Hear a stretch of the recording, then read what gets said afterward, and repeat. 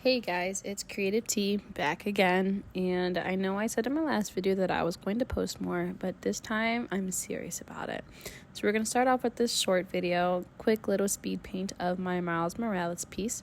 And as you can see here, I had Peter Parker in the top, but I'm just letting you guys know it just did not go well, and I spent majority of the time on this painting that I did trying to figure out Peter Parker's Spider-Man's pose, the way I wanted to do him, all that fun stuff, and honestly it was awful and I hated it.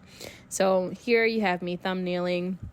I was trying to figure out what kind of color scheme that I wanted to go to, and so I ended up doing a nighttime scene. So here I'm still trying to figure out how I wanted the buildings to look and all that kind of fun stuff, but eventually I just went with I think the first idea. So this is me just kind of getting a cleaner sketch out of Miles. And like I said, I originally had both of them, but so you'll see Spider-Man, the original Spider-Man, in this video a couple more times, but I ended up taking him out of the drawing because it just was not working. And honestly, I think in the end it ended up for the better and ended up okay. Overall, this piece is pretty cool. I was really excited about it because it is my first Marvel piece that I've done, and I'm a big Marvel fan, and I've always been afraid to do different Marvel pieces because I feel like I can't do it justice, but I don't know, I think this one ended up pretty good. So here I am doing my line art. It's kind of hard to see, so I do apologize for that. I'll try to zoom in as much as I can. But overall, I think the line art was probably the easiest part of it. I love doing line art. I have a lot of fun with it. I will say a good tip for you guys when doing your line art is to, one, do quick motions. But two, I really found a really good brush for that can vary the line weight. That varies the line weight, and that kind of helps a lot. It gives the drawing a little bit more dimension and makes it a little bit more interesting. And then I also like to go ahead and fill in gaps of corners that connect each other.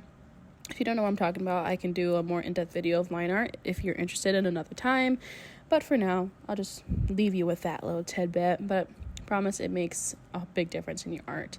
So at this point I like to kind of color in my character in gray because it just kind of helps set them off from the background.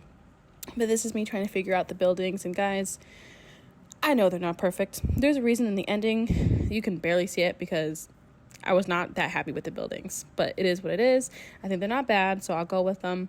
And then here I used custom brushes from Devin L. Kurt's custom brush pack, or her cityscape, or their cityscape pack. And I loved it, and it saved so much time. Could I have drawn this by hand? Yes, of course, but I did not want to waste all my time drawing windows and bricks, so we just did this. So then I added the flat colors from Miles, and then I changed the line art color for his webbing on his suit to make it a little bit better. And then I went ahead and started to kind of darken in some of the windows that you see here. Some are yellow because the lights are on, and some are darker, Then I ultimately decided that I kind of was going for more a darker purple kind of vibe, because I feel like that's the whole vibe of Into the Spider-Verse. There's a lot of purples, a lot of glitchy colors, and so that's really kind of what I focused on here. And so I was just trying to fix the lighting and all of that. And then this night sky, guys, this night sky is probably my favorite part of the entire thing, which is so weird because it's such a minor component, but I love it, and I just love the way it looks. And then I go ahead and cover all of it up with all the glitches and whatever it is that I'm doing here.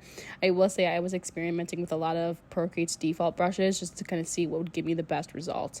If you need me to figure out what exact brush I used, I'm sure I can find it. But like I said, guys, it was trial and error. And here is where I started editing my shadows. I did not use a reference, and I think I should have. I should have found at least something similar, but I'm just kind of going off of how I feel that the shadows would look like. And so I like to do cell shading first, and then I kind of like to soften out the edges of those hard shadows, just because I feel like it gives it a little bit more texture. And I do the same thing for the highlights as well. Ignore the big red thing that you just saw. It was for a TikTok. You gotta do what you gotta do. And here's, I'm just working on the web, so it's kind of hard to see. So again, sorry. And this, I really wanted to add some lighting from the glitch coming in. So I added a little bit of an overlay and color dodge layer airbrushed in, and then I used a hard airbrush to do those harder rim lights that you kind of see on them. And this is again where I started to experiment with different textured brushes to kind of blur out the background a little bit and kind of give it that more glitchy touch to it. And so I kind of did that all around on the hard edges to kind of soften some hard edges up. But then I ended up doing his logo because I thought I added a nice little touch to it. And before I showed you guys this final piece, I did want to do a shameless plug and let you guys know that I do have prints of this available on my Etsy shop, and I will be adding stickers as well. So link is down in the description below. Let me know what you guys think, and don't forget to like, comment, and subscribe.